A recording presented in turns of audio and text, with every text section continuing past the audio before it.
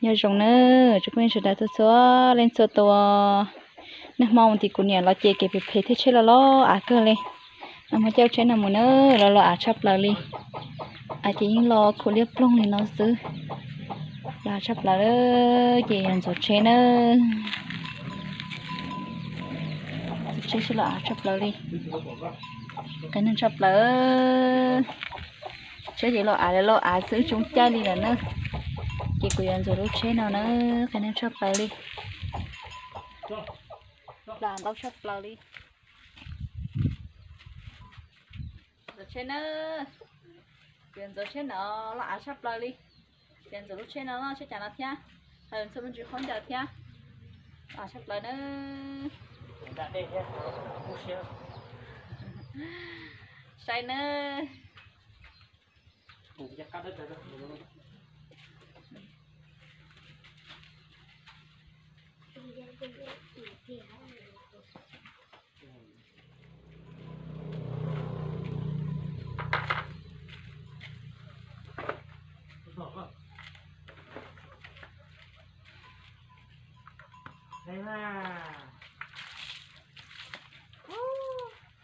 à liếc không cơ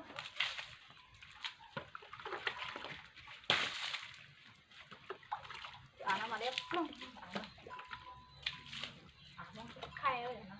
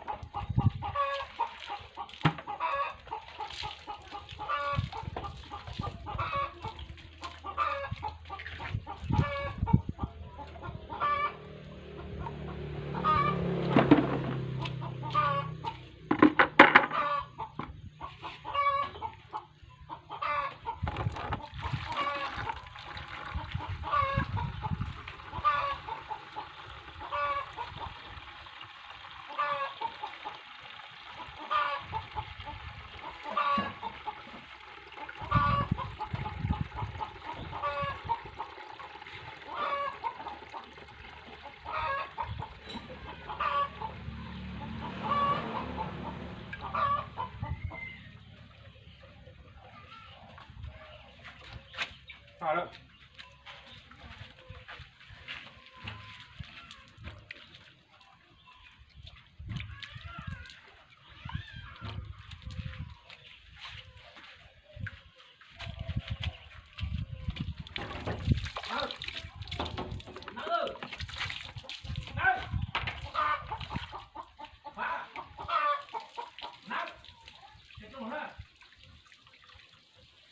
Rồi đó, mỉa thôi, có ba. Tôi chào rồi.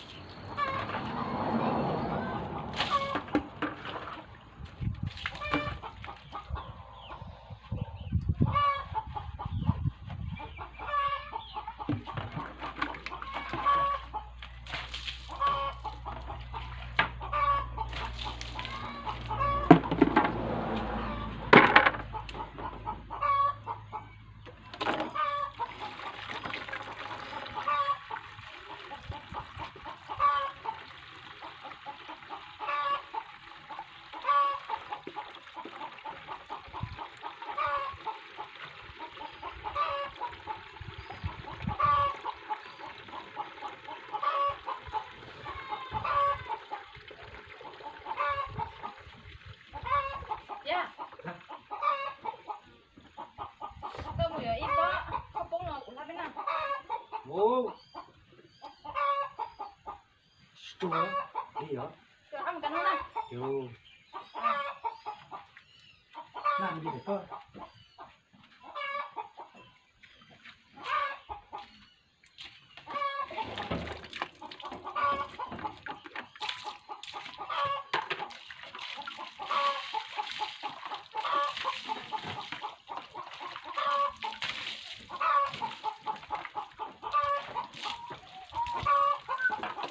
Ui chết chúa.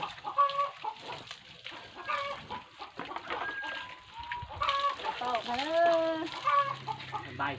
Sẽ phải đâu đi trên rồi nó xứ. Hãy được xem. Sẽ phải trên rồi nó thứ. Đó là. Mua vào nó lông tủ như cho đá chè. Sứ cả tí tuần tông à. Thì chỉ giỏi đó. Lọ. Để có chung lá đầu tí này. Thì nó đi đâu nữa. Lô nó nè. Ồ, tao mới đi cắt ra. Nhiều luôn. Để mua đi. Sẽ phải đâu đi dưới trên rồi nó sợ. Chú chơi trong sẽ phải như vậy là rồi nó.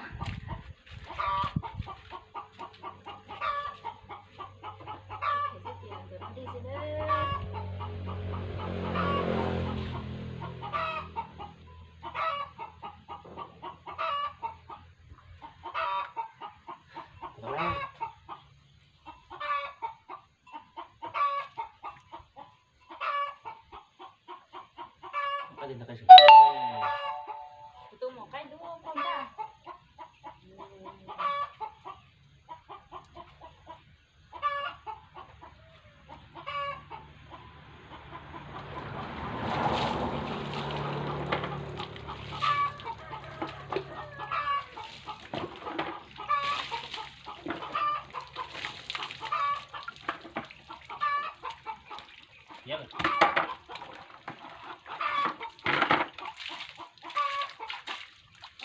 cái gì đùa là nữa chế cái tiền là chết đấy rồi để kia là nó phải nữa rồi xíu giờ là còn của nữa